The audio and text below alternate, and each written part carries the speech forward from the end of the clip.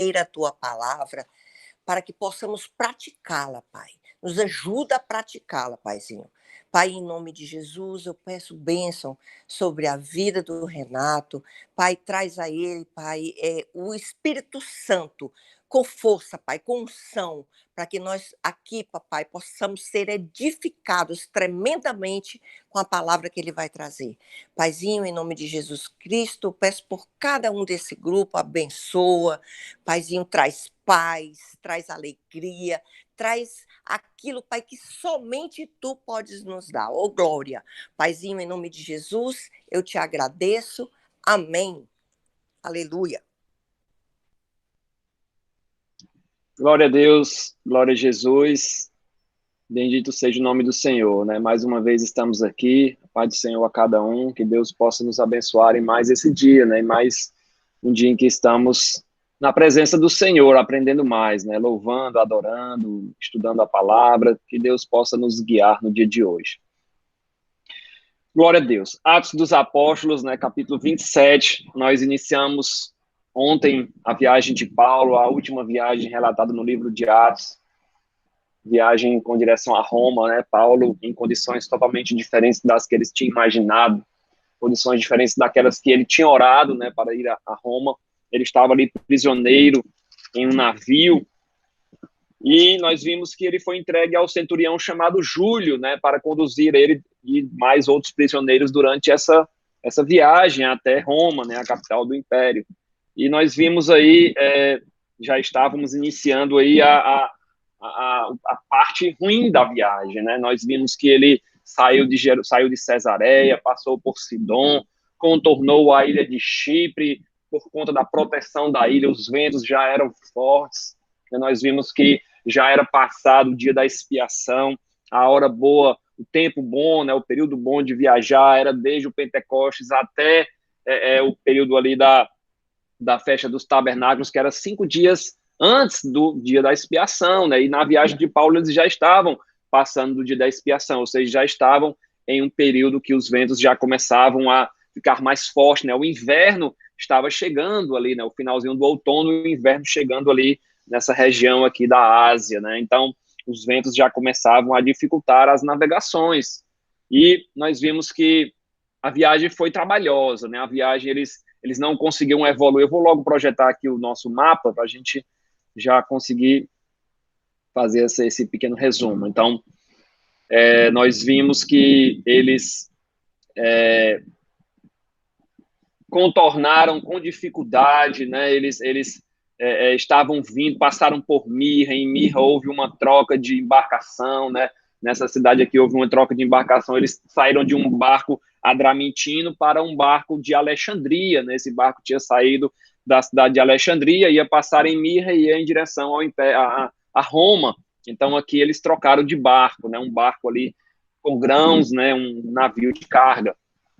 E após sair de Mirra, nós vemos que sempre que vocês verem essas setinhas onduladas, é porque a viagem foi lenta, a viagem foi dificultosa por conta dos ventos, né? Então, a rota normal, como nós vimos, seria passar por cima de Creta, né? Seria pegar essa rota aqui por cima de Creta e ir em direção a Roma. Só que por conta dos ventos, eles usaram a ilha de Creta como escudo, né? Eles passaram por baixo da ilha de Creta, né? E nós vimos que eles acabaram por parar numa cidade chamada Bons Portos.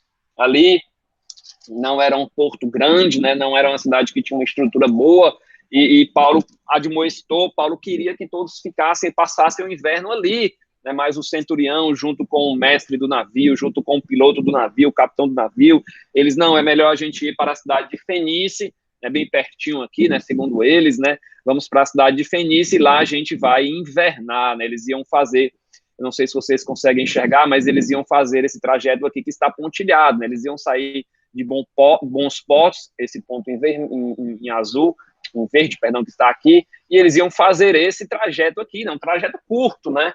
Eles iam realmente fazer um trajeto ali bem curto. Só que, como nós vimos, não foi isso que aconteceu. Acabou que dando um vento, né? Nós até vimos aqui o nome do vento, Euroaquilão, e eles acabaram se perdendo aí pelo mar Mediterrâneo, né? Glória a Deus Glória a Jesus. Então vamos entender agora a partir do versículo, vamos ler o 13 novamente, né? A gente parou no 14, mas vamos ler o 13 para a gente entender o que está acontecendo aqui, né? Glória a Deus. Então, versículo 13, Atos dos Apóstolos, capítulo 27, versículo 13, né? Que todos possam seguir aí nas Santas Escrituras. Sempre é bom a gente ler, né? A fé vem pelo ouvir, e ouvir a palavra do Senhor. E se eu falar e vocês acompanharem, vocês estão lendo duas vezes, né? Glória a Deus. Versículo 13, soprando brandamente o vento sul, e pensando eles ter alcançado o que desejavam, levantaram âncora e foram costeando mais de perto a ilha de Creta. Entretanto, não muito depois, desencadeou-se do lado da ilha um tufão de vento, chamado Euroaquilão. Então, nós temos que a viagem, essa saída de Bons Portos até a cidade de Fenícia, ela começou bênção, né? Eles partiram ali, soprou um vento favorável. A palavra diz que eles pareceu terem alcançado o que desejavam. Então, esse vento sul aí, esse brando vento sul soprou aí, eles é bênção, né? Então, eles levantaram âncora, né, no sentido de levantar velas, e foram em direção à cidade de Fenícia, né, onde desejavam, como eu falei, passar o inverno, né, invernar. Então, eles conseguiram aí até que ir margeando, ir costeando a ilha, lembrando que os barcos eles não tinham estrutura suficiente para ficar em alto mar, eles sempre iam pertinho da costa, né, sempre iam pertinho ali das ilhas, pertinho dos continentes. Então, eles começaram a navegar, né, alguns devem ter apontado o dedo para Paulo, esse crente não sabe de nada, ele queria que a gente ficasse aqui, dizendo que os ventos que era perigoso, ele não sabe de nada, esse Deus dele não serve de nada, né? Só que versículo 14 fala que não muito tempo depois, esse brando vento, né, se tornou em um tufão, um vento forte, né? No grego, essa palavra tufão assim significa um vento forte mesmo, né? Uma tempestade. Essa tempestade acabou por desorientar o navio. Eu vou colocar para vocês novamente a imagem do navio, né, do navio em que eles estão. Glória a Deus, glória a Jesus, né? Deixa eu só mostrar aqui. Então, esse era o navio. Eu não sei se eu falei errado algo para vocês, eu não sei como eu falei aqui os termos, mas se eu falei ou não, eu gostaria de agora corrigir. Então, o barco, essa parte aqui, a popa, ela é a parte traseira do barco. Então, vocês lembram aí, as crianças falam, costumam falar popô, né? Então, popa, a gente lembra aí, faz essa referência à popa. Então, essa é a parte traseira do barco, né? Eu devo ter falado que essa era a parte dianteira, eu não me lembro, mas se eu falei, eu estou agora corrigindo. Então, popa é a parte traseira do barco e a proa é a parte dianteira do barco. Então, a frente do barco, esse barco aqui, ele está de costas para a gente, né? A frente dele é para cá, né? Em direção à seta. Então, nós temos que as âncoras, elas ficam na frente do barco. E temos uma vela na frente do barco. É importante vocês notarem esses detalhes, porque a gente vai usar todos esses detalhes agora. Então, a âncora, ela fica na frente do barco. Tem uma vela na frente do barco. E tem também uma vela no meio do barco. E os lemes, eles ficam na parte traseira do barco. Então, para a gente entender, popa é a parte traseira do barco, proa é a parte da frente do barco. As âncoras ficam na parte da frente, existe um mastro principal, uma vela principal maior. Essas velas eram feitas de couros de animais, né, de couro curtido, que eram mais fortes ali para não rasgar com o vento. E os remos ficavam na parte traseira, na polpa, né? Esse tipo de barco cargueiro aqui, ele não tinha aquele timão, não tinha aquela roda, né, que a gente costuma ver nos filmes, que você gira e o barco gira, não tinha. A direção era feita por esses remos, então precisava virar à direita, né, a eastboard, eu não sei como é que é, aí realmente esses termos eu não sei, precisava virar à direita, aí um lado parava de remar, o outro lado remava e o barco fazia essa com a ajuda do vento, né, fazia essa curva. Então, a gente vai precisar desses termos nesses próximos versículos, né, glória a Deus, glória a Jesus, né? Que bênção. Então, voltando aqui para o nosso mapa, aqui, vamos ler o versículo seguinte, né? Então, gerou esse tufão, né? Eles começaram com esse vento brando, pensaram que tinham alcançado o que desejavam, e de uma hora para outra chegou esse vento aí, esse euroaquilão, né? Esse vento, ele vinha do Nordeste, né? Ele vinha, a direção dele era mais ou menos essa direção aqui, como eu falei, ele vinha dessa direção, a direção Nordeste. Disso nós sabemos por conta do nome. Esse nome euroaquilão, ele significa Nordeste. Euro significa vento leste e aquilo, né, aquilão significa vento norte. Então, norte com leste, nordeste. Então, um vento aí vindo do Nordeste, né? Glória a Deus, glória a Jesus, em direção nordeste. Então, o barco, ele foi arrastado com violência, ó, versículo 15. E sendo o navio arrastado com violência, sem poder resistir ao vento, cessamos a manobra e nos fomos deixando levar. Então, esses remos pequenininhos desse barco, eles não conseguiam lidar com a força dos ventos. Se eles continuassem remando aí, os lemos podiam se quebrar. Então, eles acabaram que cessaram de tentar resistir, de tentar fazer qualquer manobra para chegar em Fenícia e se deixaram levar. Então, eles não puderam, o vento era forte, era um vento violento, como diz a palavra do Senhor no versículo 15. Então, eles se renderam, né, deixaram ser arrastados. Então, aqui a gente tem um exemplo de um vento suave, né, um vento suave que acabou enganando aquela tripulação e logo em seguida veio um furacão aí bem forte, né? Um tufão bem forte. Então o navio começou a ser jogado de um lado para o outro, não conseguiram resistir e deixaram aí o vento ser levados pelas fortes rajadas de vento provocado pelas ondas, né? Provocado aí por tudo, né? Então, só para a gente lembrar, o barco não tinha o leme, não tinha timão, não era como esses barcos modernos. Todo o manuseio era feito por esses remos que ficavam na parte de trás do navio, saiu das laterais, já na parte de trás, na polpa do navio. E com esse vento forte era muito difícil, né, para qualquer ser humano ali conseguir vencer uma onda forte, um vento forte ali, né?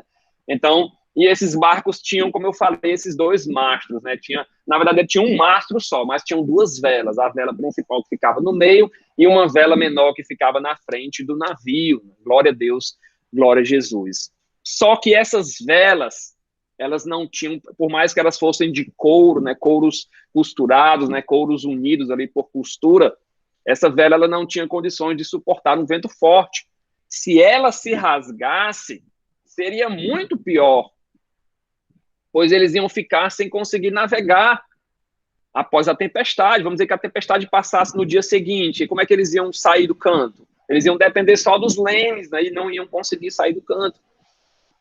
E se a vela... Olha a situação que eles estavam. Se a vela ficasse armada, ela podia se quebrar, ela podia se rasgar. Eles não tinham como eles sem a vela eles não iam sair do canto, né? Eles e se essa vela quebrasse, né, esse mastro quebrasse, podiam trazer um dano bem maior à estrutura do barco, à estrutura do navio. Então não era seguro eles enfrentarem aí essa tempestade com esse mastro levantado, né, com essa vela levantada. Tudo porque, né, só para a gente lembrar, tudo porque eles não seguiram o conselho do apóstolo Paulo de que era perigoso navegarem, né? Glória a Deus. O versículo 16, nós temos que, passando sobre a proteção de uma ilhota chamada Cauda. Essa ilha é tão pequena que eu não encontrei ela em nenhum mapa, né? Eu não encontrei ela em nenhum desses mapas mais antigos, né? Ela fica mais ou menos por essa região aqui, eu não sei mais ou menos, mas eu não achei em nenhum mapa, né? Glória a Deus. Então, passaram perto dessa ilha chamada Cauda, a custo conseguiram recolher o bote, né? Então, vamos entender aqui esse versículo 16. Essa ilha, ela era uma ilha pequena, né? Então, eles talvez usaram essa ilha para conseguir ter um pouco, algumas horas de paz. Essa foi a verdade, né? E o versículo 16 fala que a custo eles conseguiram recolher o bote. Como assim recolher o bote? Então, esses barcos, né, como a gente viu aí, vocês viram a foto deles, eles não tinham botes. Então, como é que eles faziam? O bote, ele era arrastado. Então, nessa época, o bote ele não ia junto com a tripulação, ele não ia dentro do barco, ele não ia pendurado na lateral, por exemplo, ele ia sendo arrastado.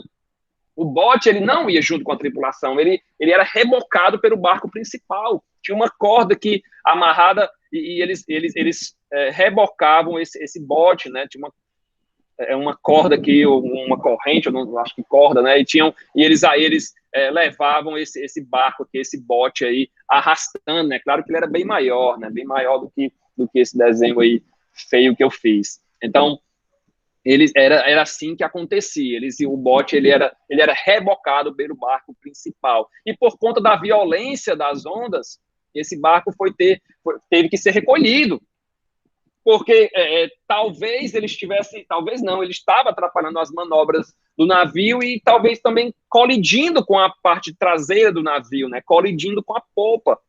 Então, além de atrapalhar as manobras do navio, ele corria esse risco, né, de bater ali, chocar madeira com madeira e avariar o casco do navio, provocando problemas mais sérios, né? Você imagina um naufrágio aí em alto mar, seria uma coisa pior do que tudo, né? Então, eles conseguiram agarrar aí a todo custo, ao versículo 16, passando sob a proteção de uma ilhota chamada cauda, a custo conseguimos recolher o bote. Outras traduções falam batel, é a mesma coisa, batel e bote é a mesma coisa, é um bote salva-vidas. Então, eles recolheram esse bote, né, esse batel, agarraram ele ali e já devia estar cheio de água, né, mas colocaram ele para dentro. Né? Versículo 17. E levantando ou seja, levantando o bote, usaram de todos os meios para cingir o navio. E temendo que dessem na Sirte, arriaram os aparelhos e foram ao léu. Né? Mas mais um versículo aqui que a gente tem que entender o que está acontecendo aqui. Né? Então, esse versículo 17, ele fala que o bote foi levado acima, né? levantando o bote. Eles usaram de todos os meios para cingir o navio. Eles cingir o navio nada mais é do que amarrar o navio. A gente vê muito da Bíblia, cingir os lombos, fulano, ele cingiu os lombos, né? Então, cingir os lombos é amarrar o cinto, né? Cingir o navio é amarrar o navio. Como é que eles amarravam esse navio, né? Eles passavam cordas, né? Passavam cordas ao redor do navio. Então, o ato de cingir, por exemplo, quando a gente estudou com a Jane em Êxodo, né? Nós vimos que a festa da Páscoa, eles tinham que, a refeição de Páscoa, eles tinham que observar certos critérios. Então, na época da comemoração da Páscoa, os judeus tinham que comer o cordeiro pascal pronto para partir, né? Tinham que ter suas roupas vestidas, tinham que ter o cajado na mão, tinham que ter as sandálias nos pés e os lombos cingidos, ou seja, com um cinto ali apertado, as roupas vestidas, prontos para saírem, né? Prontos para saírem uma jornada. E aqui eles usam esse verbo, essa palavra cingir, esse verbo é usado aqui também para cingir. Era um costume deles, né? Cingir o navio. Então, cingir o navio era passar cordas ao redor do navio para manter o firme. As cordas eram passadas por debaixo do navio e amarradas em cima, a fim de evitar que todo o navio se despedaçasse. Vou tentar fazer aqui uma representação mais bem simples aqui para vocês entenderem. Então, cingir o navio nada mais é do que passar cordas, né? De baixo, passavam diversas cordas aqui, uma forma de amarrar o navio mesmo, né? Eles tentavam de algum jeito, alguém se lançava ao mar aqui, passava a corda de um lado para o outro, não sei como eles faziam, mas eles amarravam o navio mesmo, né? Para que as tábuas ficassem bem unidas, para que a força dos ventos, a força dos mares não despedaçasse o navio. Então eles cingiram o navio e o bote estava aqui em cima, né? O bote estava aqui nesse meio aqui, né? Glória a Deus, glória a Jesus. Então, navio cingido, glória a Deus, versículo 17, e temendo que dessem na Sirte. Então, vamos entender o que é essa Sirte também, né? Então, o bote estava em cima do navio, o navio estava cingido, e eles estavam com... Sirte é essa região aqui, ó. A Sirte, ela é essa região aqui do norte da África. É uma região em que ela é mais rasa, então formam bancos de areia. Então, se o navio desce aqui num banco de areia desse, ele poderia ficar encalhado e as ondas batendo no navio poderiam levá-lo a se destruir, poderiam levar o navio a naufragar. Então, isso que era temendo que desse na Sirte, e eles arriaram os aparelhos, ou seja, eles tiraram ali o mastro do navio, né, tiraram a vela, né, arriaram esses aparelhos, ou seja, para que o navio ficasse, de certa forma, mais leve, talvez, né? Então, a direção do vento, eles estavam com medo que eles dessem nesse local, uma região de bancos de areia no norte da África, que fica, se eu não me engano, a Líbia. Então, eles ficaram aqui com medo realmente de o navio ficar encalhado, né? Então, a Sirte, pelos estudos que eu fiz, esse local chamado Sirte, era um verdadeiro cemitério de navios. Muitos navios que passavam por ali ficavam encalhados e não saíam mais.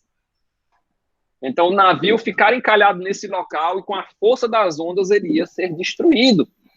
Na tradução, por exemplo, na tradução King James, esse versículo ele fica bem mais claro, ó, ele fica assim, ó, temendo que encalhassem nos bancos de areia de Sirte, baixaram as velas e largaram o navio à deriva. Então, eles fazem isso, né? Baixam as velas, arriam os aparelhos, baixam as velas e deixam o navio ir à deriva, né? Então, vocês veem aqui, até esse ponto aqui, a gente observa que o navio não tinha mais comando nenhum, né? O piloto não comandava, não tinha, a vela estava arriada, os lemes eles não conseguiam controlar, já tinham cessado de tentar manobrar o navio. Então, eles deixaram se levar, literalmente, né? Então, o navio exposto à tempestade, o navio estava agora em mar aberto, tudo porque o conselho de Paulo não foi ouvido, né? E todos agora estavam em apuros, né? Glória a Deus, glória a Jesus. Versículo 18. Açoitados severamente pela tormenta, no dia seguinte já aliviavam o navio. Então, eles... as tormentas, né, eram tão grandes ali que eles começaram a jogar as cargas do navio para fora. Então, eles começaram a aliviar o navio, né? Começaram a jogar o navio de carga. A única coisa que eles ficaram, que nós vamos ver mais na frente, lá no versículo 34, 33, 34, foi o trigo. Então, tudo que era de carga, eles jogaram no mar e eles ficaram apenas com o trigo, né? Com a alimentação. Então, que situação, né? Que situação aqui, que sufoco, né? A gente acaba lendo aqui com mais cuidado, a gente acaba meditando mais na palavra do Senhor e acaba vendo que realmente foi uma situação bem preocupante, né? Uma situação bem difícil ali para o apóstolo Paulo, para Lucas, para outras pessoas que estavam com ele, Aristarco estava com ele também, e isso tudo, se nós fizermos o paralelo entre Jesus e Paulo, os dois não tinham culpa de nada, né? Jesus, ele foi crucificado, mas ele não tinha culpa de nada. Paulo foi preso, ele também não tinha culpa de nada. Ele estava pregando o evangelho.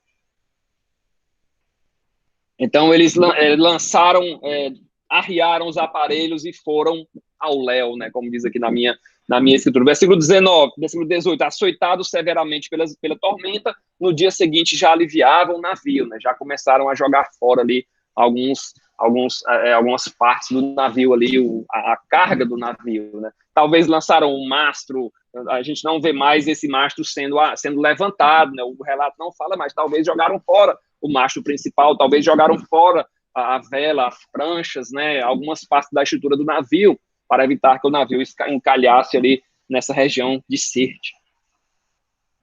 Versículo 19. E no dia seguinte, e ao terceiro dia, nós mesmos, com as próprias mãos, lançamos ao mar a armação do navio. Então, aqui é a confirmação do que eu acabei de falar, né? Lançaram a armação, lançaram fora, lançaram o mastro principal, lançaram a vela. Então, agora, realmente, é que o negócio estava ficando difícil, né? Eles começaram a lançar tudo aí para a água, né? Tudo aí no mar, né? Tentando deixar o navio cada vez mais leve, né? Glória a Deus, glória a Jesus. Então, só para a gente voltar aqui para o nosso desenho, o barco estava com o bote em cima, cingido, ou seja, todo amarrado. Essa vela aqui já tinha dançado, já tinha sido jogada ao mar. Eles restavam ainda essa vela da proa e os lemes, eles ainda tinham eles, né? A gente vai ver que eles ainda guardavam os lemes ainda, né?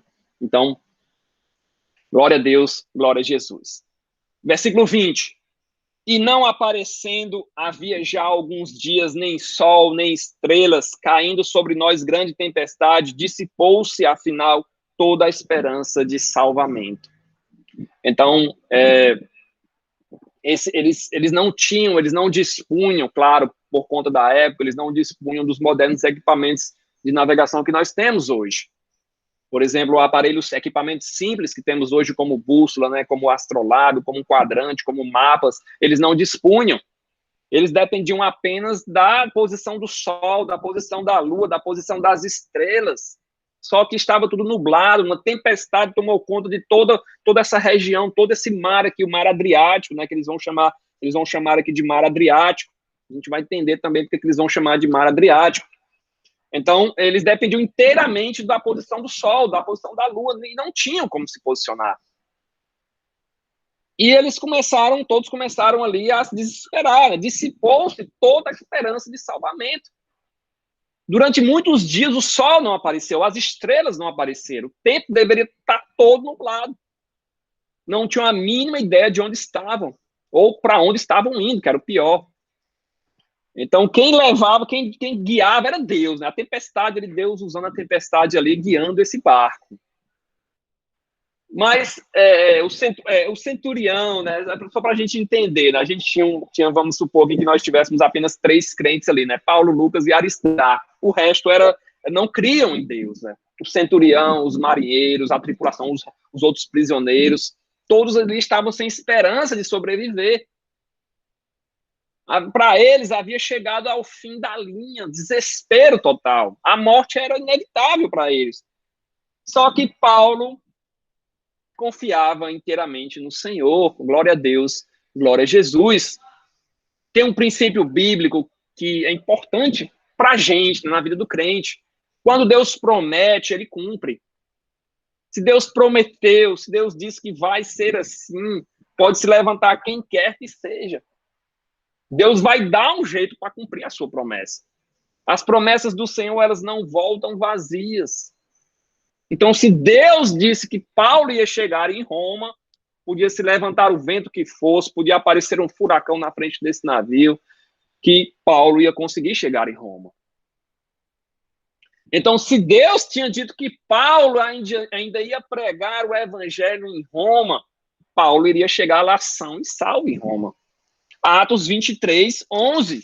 Vou ler para vocês, Atos 23, versículo 11. Na noite seguinte, o Senhor, pondo-se ao lado de Paulo, disse: coragem, pois do modo porque deste testemunho a meu respeito em Jerusalém, assim importa que também o faças em Roma. Paulo cria nisso, né? Paulo tinha certeza que o Senhor ia cumprir a sua promessa, só que o restante não cria. O restante pensava que ali era o fim da linha, né? Que dissipou-se toda a esperança de salvamento, versículo 20. Então, um caso típico, todo esse episódio aqui é um caso típico de falsa segurança. Quando eles zarparam lá de bons portos, né, lá da ilha de Creta, em desobediência à advertência de Paulo, eles perceberam que soprava um vento tranquilo, um vento brando ali do sul, o mar estava tranquilo. Certamente devem ter cochichado entre si lá, zombando de Paulo, zombando do conselho de Paulo, e esse vento brando aí fez muita gente se confundir, né? E hoje faz muita gente se confundir. Por um momento, Paulo parecia que estava errado, a maioria estava certa, só que, como eu falei ontem, a voz da maioria nem sempre, quer dizer, nunca é a voz de Deus. Né? A voz da maioria nem sempre é correta, né? Nem sempre a gente deve ir com a maioria.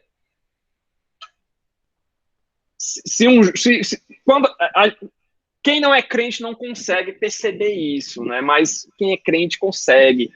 Então, por exemplo, se um jovem pudesse ver a destruição das drogas, jamais ele cairia num vento sul, num vento brando ali de um traficante. Se um homem pudesse ver, né, a desonra, a desgraça, né, que um viciado em álcool, por exemplo, ele jamais tomaria ali bebida alcoólica. Então, o diabo, ele faz isso, né? Ele seduz, né? Ele sopra um vento bonito, né? Um vento brando, às vezes, na nossa vida, para tentar cair, derrubar a gente ali, jogar um laço, né? Jogar algo ali que, tá tudo certo aqui, tá um vento brando aqui soprando, mas logo em seguida, como sabemos que ele é mentiroso, que ele é falsário, que ele é pai da mentira, logo em seguida vem morte, né? Os caminhos de Satanás são sempre assim, bonitos, mas no final é morte. Glória a Deus, glória a Jesus. Então temos que sempre que observar os sinais do Senhor, né? Senão a gente corre um risco desse aqui. Quando você desobedece a palavra do Senhor, muito, muito, muito, muito dificilmente você não vai ter um fim errado, né? Não, por mais que eu desobedecer a palavra do Senhor, tá tudo bem aqui, a pessoa possa imaginar isso, mas logo, logo aí vai aparecer um tufão na sua vida, né? Vai transtornar, vai virar tudo de cabeça para baixo, e foi o que aconteceu aqui. Do versículo 13 para o 14, a gente vê a diferença. Eles começaram a navegar, estava tudo bem, e logo em seguida, não muito depois, versículo 14, soprou esse tufão, desastre. A desobediência que levando, desastre financeiro e de perda de vidas. E começaram a aliviar o navio, né? Como a gente viu, cargas sendo jogadas fora, de outras pessoas, né? Inclusive. Então, que a gente possa levar esses versículos 13 ao 20 aqui para a nossa vida prática, né? Sempre escutar a voz do Senhor, sempre escutar. Se você precisa tomar uma decisão importante na sua vida, ore, espere o Senhor dizer o que você deve fazer, se você deve seguir ou não. Glória a Deus, glória a Jesus, né? Que bênção. Então, versículo 21, nós temos que, como eu falei, né, Paulo sabia o seu destino, Paulo sabia que ele ia chegar em Roma, mas o restante não sabia. Então, Paulo viu aquele desespero e ele começou a encorajar a todos, né? Depois eu retorno com o mapa aqui. Então, ele começou a encorajar a todos. Versículo 21, havendo todos estado muito tempo sem comer, Paulo, pondo-se em pé no meio deles, disse: Senhores, na verdade, era preciso terem me atendido e não partir de Creta para evitar este dano e perda. Mas já agora vos aconselho bom ânimo, porque nenhuma vida se perderá de entre vós, mas somente o navio. Versículo 23, porque esta mesma noite um anjo de Deus, de quem eu sou e a quem eu sirvo, esteve comigo, dizendo: Paulo, não temas, é preciso que compareças perante César. E eis que Deus, por sua graça, te deu todos quantos navegam contigo. Olha aí que bênção, né? Olha aí como a palavra do Senhor, ela não a promessa do Senhor não volta vazia. Se Deus prometeu, vai se cumprir. Então, eles estavam num barco, o barco estava sem vela, um barco de madeira, estruturas precárias. O mastro já tinha sido jogado no mar, a vela principal já tinha sido jogada no mar. O bote estava ali em cima do navio, o navio estava cingido. Todo mundo desesperado, e Paulo aqui, pessoal, não temas, tem de bom ânimo. Olha aí que bênção, né? Porque ele tinha confiança no Senhor, né? Quem confia no Senhor é diferente. Então, Paulo, ele faz esse pequeno discurso, né? Essa exortação, essa chamada para todos, né? Então, eles não estavam sem comer, né? Já tinha muito tempo que eles estavam sem comer. A palavra usada aqui para sem comer significa literalmente ausência de trigo. Então, a palavra bem irônica, né? Essa palavra aqui bem irônica que Lucas usa, porque era um barco de pesca, né? O barco ali estava transportando principalmente trigo. Mas essa ausência de trigo ali era... O barco tinha trigo, como nós iremos ver, mas eles estavam tão desesperados, estavam tão atormentados pela tempestade, nauseados, né, pelo movimento do barco, que eles não conseguiam pensar em comer. Talvez as instalações ali para preparo de comida tivessem sido danificadas, não sei, tivesse tudo revirado, né, tudo ali destruído, né. Mas estavam todo mundo ansioso, né, com medo. As tarefas eram muitas, né, cingir o barco, trazer o bote, lutar para vencer as ondas, todos ali com enjoo, né, com situação desesperadora, né. E, em meio a tudo isso, Paulo se põe de pé, surpreende todo mundo, né? Algo surpreendente, né? Não é normal uma pessoa ali no meio dessa tempestade se pôr em pé e falar que está tudo bem, que Deus está comandando tudo. Então, Paulo assume essa posição de liderança guiada pelo Espírito Santo, de toma o controle da situação. Então, ele era o único homem que tinha coragem de falar ainda, de fazer alguma coisa. O Espírito Santo, né, usando Paulo ali. Então, em meio a essa imprudência, né, isso que aconteceu, Paulo se levanta ali e chama todos para terem bom ânimo. Pequeno discurso aqui de encorajamento. Então, ele começa falando que, deviam ter me ouvido. Não me ouviram, mas tenham bom ânimo, versículo 22. Não temam, né, não temam. Nenhuma vida se perderá de entre vós, mas somente o navio. Então, nenhuma vida seria perdida. Embora o navio já tivesse parcialmente destruído ali, nenhuma vida seria ceifada. Somente o navio seria destruído. Então, você vê como a vida é preciosa, né? As vidas das pessoas são preciosas aos olhos do Senhor, né? Elas não seriam perdidas. O barco, sim, o material seria perdido, mas as vidas não. Então,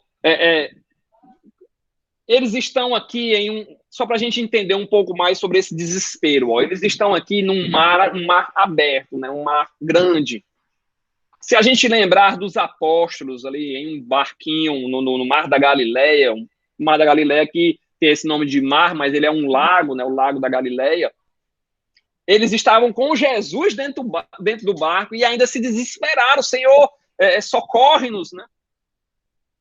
Você imagina que a situação, eles num local bem mais aberto, né? No mar mesmo. Então, Paulo, prisioneiro dos romanos, se levanta, né? Prisioneiro dos romanos, mas livre para com o Senhor, né? Glória a Deus. Paulo não deixava de ser um homem livre, né? Um homem livre em Cristo Jesus, né? Confiava no Senhor, confiava nas promessas do Senhor. Os outros estavam aprisionados, né? Com terror dos perigos, terror de morrer, medo de morrer. Mas Paulo aqui, como crente em Deus, sincero, ele confiava totalmente no Senhor. E um anjo apareceu para ele, um anjo de quem eu sou e a quem eu sirvo, um anjo de Deus, de quem eu sou e a quem eu sirvo. Falou comigo esta noite. Paulo, não temas. É preciso que compareças perante César, né? A promessa do Senhor ainda estava viva. Paulo ia conhecer o imperador, né? Glória a Deus, glória a Jesus, né? Ia chegar vivo na cidade de Roma. E a vida de todos ali seria poupada. Todos quantos navegam contigo. Ó, preste atenção nessa palavra. Essa palavra é interessante, a gente vai usar ela, se não agora, mas na terça-feira a gente usa ela novamente. Então, ó, é preciso que compareças perante César, e eis que Deus, por sua graça, pela graça do Senhor, pela misericórdia do Senhor, te deu todos quantos navegam contigo. Se alguém saísse do barco, já adiantando aqui, né, a cena dos próximos capítulos, se alguém saísse do barco, a proteção do Senhor já não estava sobre ele, tinha que estar ali no barco navegando com Paulo. Glória a Deus, glória a Jesus, né? Então, versículo 25, portanto, senhores, tende bom ânimo, pois eu confio em Deus que sucederá do modo por que me foi dito. Porém, é necessário que vamos dar a uma ilha, né? O anjo já tinha falado ali que eles iam chegar em uma ilha. Se a gente fosse colocar um título aqui, se tivesse um local aqui para colocar um título aqui, Deus é fiel. Deus é fiel, né? Então, Deus a quem eu sirvo, um anjo do Senhor, de Deus a quem eu sirvo, diz que ninguém vai morrer. Eu ainda vou para lá perante César. Deus, por sua graça e misericórdia, todo mundo aqui vai sobreviver. Isso é fé. Fé é a certeza das coisas que a gente não vê. Paulo não estava vendo o livramento, né? Para ele olhava para o lado, só via vento, só via água. Mas ele tinha fé que Deus ia dar um jeito. Hebreus 11:1, a fé é o firme fundamento das coisas que se esperam e a prova das coisas que não se vê. Quando se a gente, depois vocês lêem em casa, é muito grande aqui, eu queria ler, mas não dá, o capítulo 11 do livro de Hebreus, ele vai falar da fé de Abraão, né, vai falar da fé de Isaac, da fé de Jacó, da fé de José, vai falar da fé de muitas pessoas ali ao longo das Escrituras. É grande o capítulo aqui, capítulo 11, mas eu queria ter trazido aqui mais muita coisa para a gente ler. Mas é denso esse capítulo. Ter fé é isso, né? significa confiar na palavra do Senhor, confiar nas promessas do Senhor. A fé, o que a gente está fazendo aqui, a medida da nossa fé está aumentando, a gente está lendo as Escrituras, né? A fé vem pelo ouvir, o ouvir vem pela palavra do Senhor. Romanos 10, 7. Então, isso é ter fé, né? Você confiar em Deus em qualquer situação. O que Deus prometeu ia se cumprir. O que Deus prometeu ali, o que Deus falou com Paulo, ia se cumprir. Então, isso é ter fé, né? Você, tudo se destruindo ao seu redor e você descansar no Senhor. Confiar na sombra do Onipotente, né? Descansar ali na sombra do Todo-Poderoso. Glória a Deus, glória a Jesus, né? Então, versículo 27, nós vamos ver aqui o naufrágio, né, desse navio, dessa embarcação. Então, quando chegou a 14ª noite, então já o tempo aqui passou bem rápido, né? Então, Lucas dá um salto aqui no tempo, né? Para eles passou bem lento, né? Mas para a gente aqui, Lucas já dá um salto ali, ó. Quando chegou a 14ª noite, sendo nós batidos de um lado para outro no mar Adriático, por volta da meia-noite, pressentiram os marinheiros que se aproximavam de alguma terra. Então, o cumprimento do que o anjo falou para Paulo destaca nesses versículos do 27 até o fim, né? Até o 38, né? Até o 44, tem esse cumprimento aqui do anjo. Então, a exortação de Paulo, ali, o testemunho que Paulo deu do seu sonho vai se cumprir nesses versículos, né? Então, na 14ª noite, ou seja, 14 noites que eles estavam no mar, sem ver para onde iam, sem ver as estrelas, sem ver o sol, eles começaram aí, à meia-noite, os marinheiros começaram a pressentir, começaram a perceber ali que se aproximavam de alguma terra. E Lucas fala que eles estavam no mar Adriático. Eu vou colocar novamente o mapa aqui para a gente entender o que é esse mar Adriático. O mar Adriático, ele... só um instantinho aqui. Ó. Vocês estão vendo aqui nesse mapa, que bem em cima aqui, ó, tem o mar Adriático. Ó, aqui está o nome Mar Adriático. Né? Ele está um pouco inclinado, mas dá para a gente entender aqui que o nome aqui, ó, Mar Adriático. Então, hoje, nos dias de hoje, né, em 2020, Mar Adriático, ele corresponde a essa faixa de terra, essa faixa de mar. Todo esse pedaço aqui, né, que é chamado pelo Golfo de Veneza, né, que ele banha essa parte da Itália, né, o leste da Itália, e banha o oeste dos Balcãs. Então, esse é o Mar Adriático. Hoje, o querido Mar Adriático, lá, né, esse pedaço, esse golfo aqui, né, esse Golfo de Veneza, que eles chamam também, né, a cidade de Veneza fica aqui em cima, né, fica bem aqui em cima. Então, esse é o Mar Adriático hoje. Só que naquela época, o Mar Adriático era essa região aqui, ó.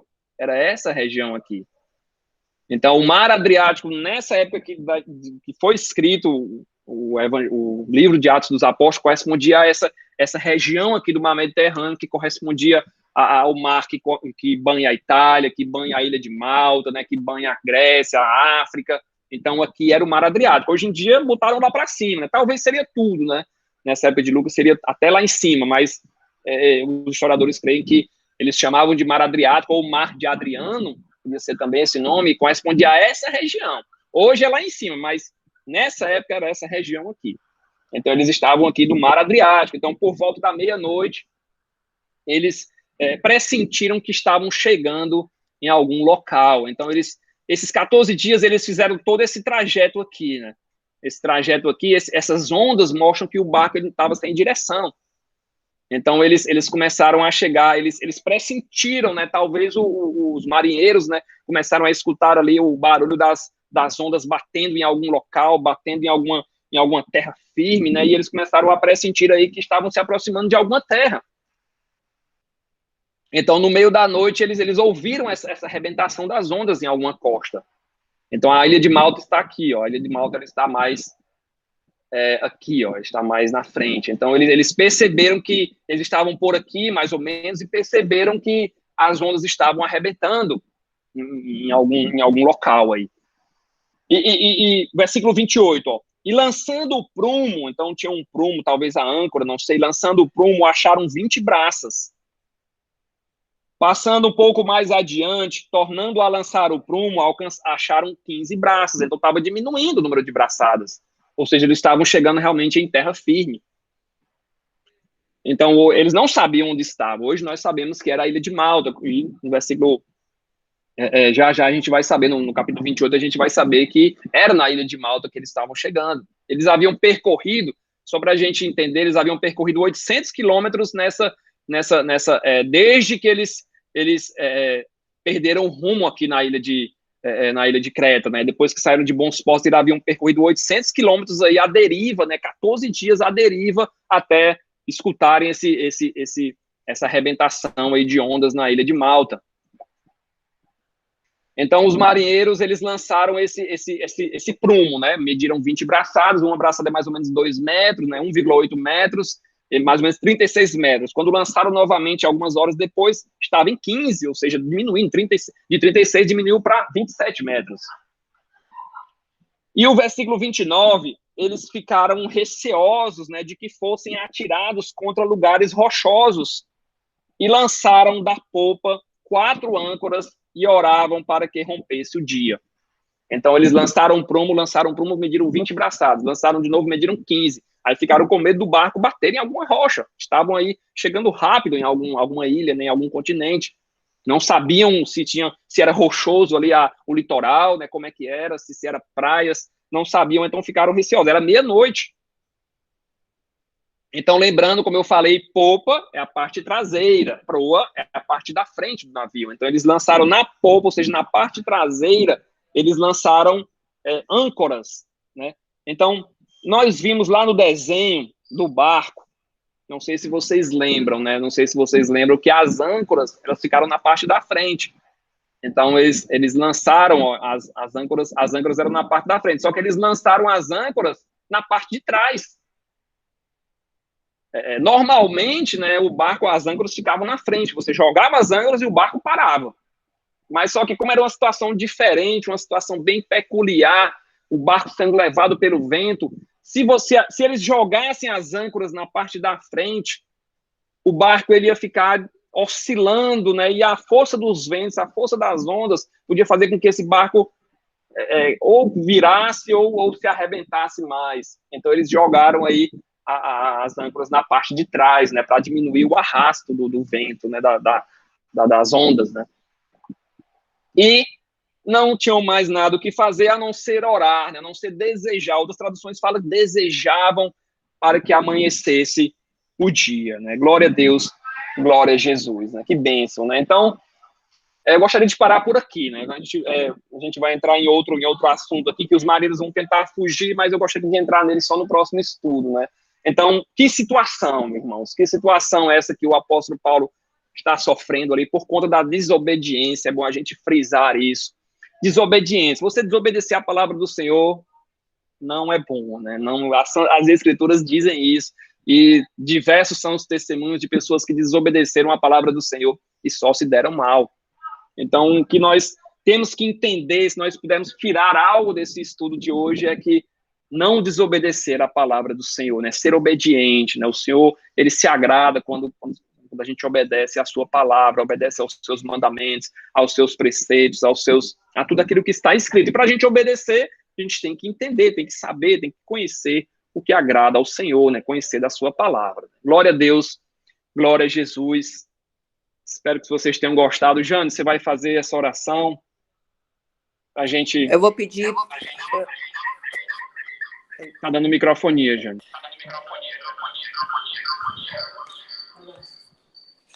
Eu vou pedir para a dona Célia fazer a oração, tá bem?